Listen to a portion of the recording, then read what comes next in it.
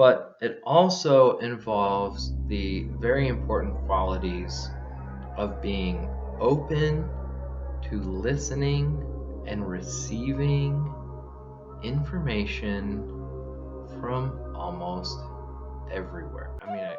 Greetings and salutations.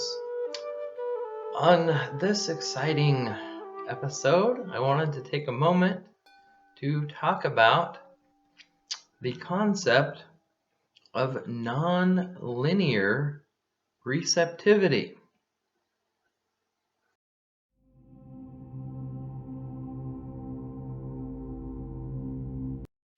I have not ever heard anybody use that phrase before.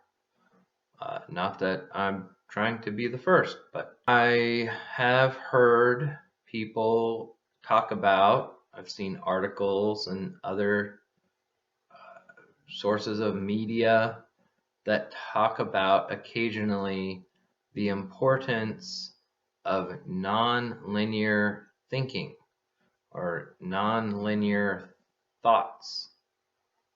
Non-linear. So this was inspired by a quote from David Hawkins, who was the author of Power versus Force. And I listened to a lot of his content one summer. So the quote is, "Divinity is non-linear." And I don't recall the context, but I do recall the quote because it stood out as being very fascinating. Very fascinating, this idea that divinity is non-linear. Because we have in our culture, our society, our schools, all these ways of communicating in like logic, a lot of how we structure communication has a lot to do with a logical flow, structure of putting subject, object, anyway, all these things, and then all these ways of communicating. And we know that, logic is definitely a useful tool. It is the foundation for, digital interface. Biodigital jazz, man. Software programming, mathematics, and many useful mental processes that we use to explain and communicate with one another. However, divinity is nonlinear, and thus may not care about all of these kind of constructs that we created first with our mind, and then in practice, in writing, in geometric structures, and all these things that are very kind of contrived in the sense that they come from the mind. They seem to originate in the mind. So nonlinear thought is often spoken about in the terms or relationship of being able to help people solve problems. It could be with work. It could be with relationships, any number of things. Problem solving, being artistic, being creative, inspiring the creative process, whether the creative process is artistic or whether the creative process is from a more logical standpoint. And what's interesting is often when people talk about nonlinear thinking, because you understand about nonlinear thinking and... I remember reading one article in particular that talked about this not too long ago. They were talking about the importance of exposing yourself to different sources of information.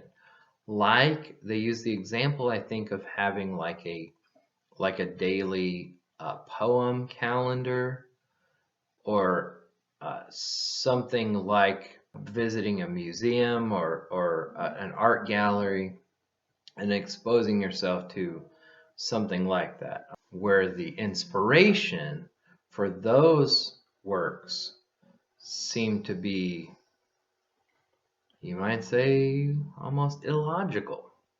That being kind of the nonlinear quality.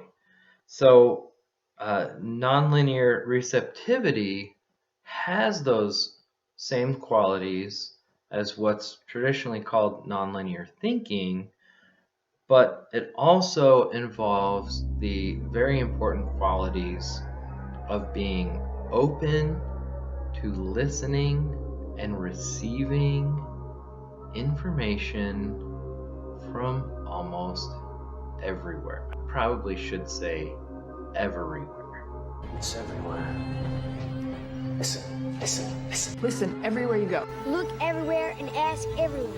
Okay. Listen to me, this stuff is available everywhere. Everywhere. Because there can be communication coming from nature, coming from children, coming from older people who we tend to associate with wisdom, and nowadays we there many places also acknowledge the wisdom of children. Books, movies, shows, film festival. We also have an independent theater, and these are often sources of documentaries and kind of a type of media that tends to try to raise awareness. Life is naturally nonlinear. But actually, from a non-linear, non-subjective viewpoint, We tend to get disoriented, frustrated, upset, angry, anxious, sad, depressed, despondent, all of these things when we feel like we are supposed to be engaging in this linear lifestyle Supposedly everyone is. with certain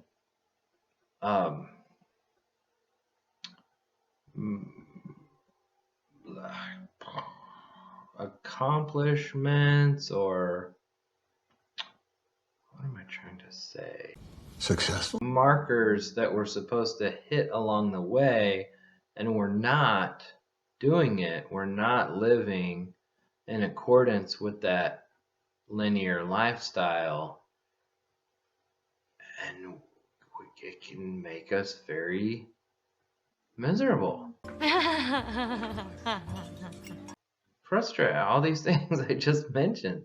Suffering, right? That's what Buddha talked about. Suffering, life of suffering.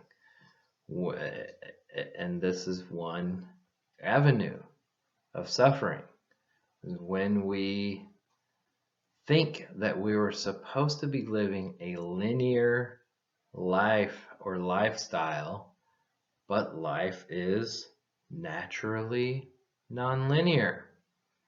It's life. What life is. Who talks about that, right? Who tells us that? Who tells us life is naturally nonlinear? And it's okay. It's okay to just live a life that is what it is. That is naturally nonlinear. That's okay. It's okay.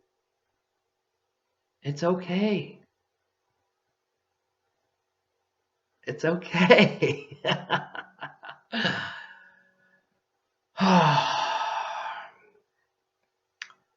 You know, the divine, sacred, whatever, greater, open, you know, more peaceful, euphoric. No, I hardly ever hear anybody call it euphoric, but the, you know, formless, euphoric depth of consciousness doesn't care. Doesn't care if we live a structured, linear life.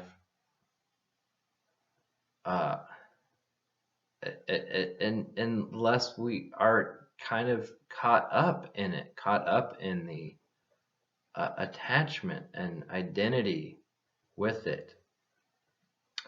Okay, but getting back to the theme of the talk, non-linear receptivity. You know, it says in the Tao Te Ching, different translations say different things, but it says, know the masculine, but keep to the feminine. Know the masculine, which traditionally kind of has this initiation or projecting, you know, directed movement type of energy.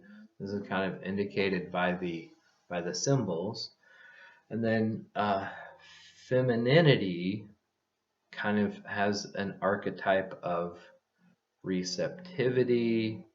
And so in some translations of the Tao, it will say, like, know the white, keep to the dark. And some say, know the masculine, keep to the feminine. And it is my understanding that this is referring to receptivity.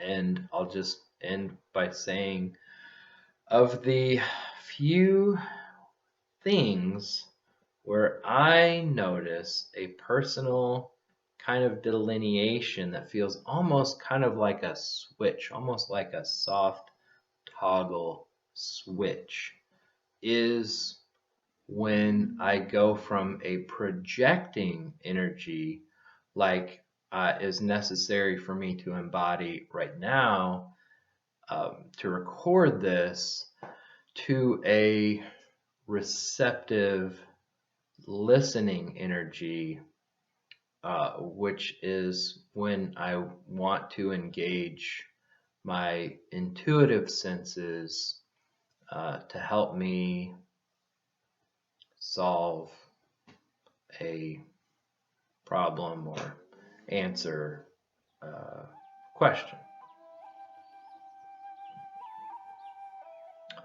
All right, I'll end on that. Thank you so much. Appreciate your time.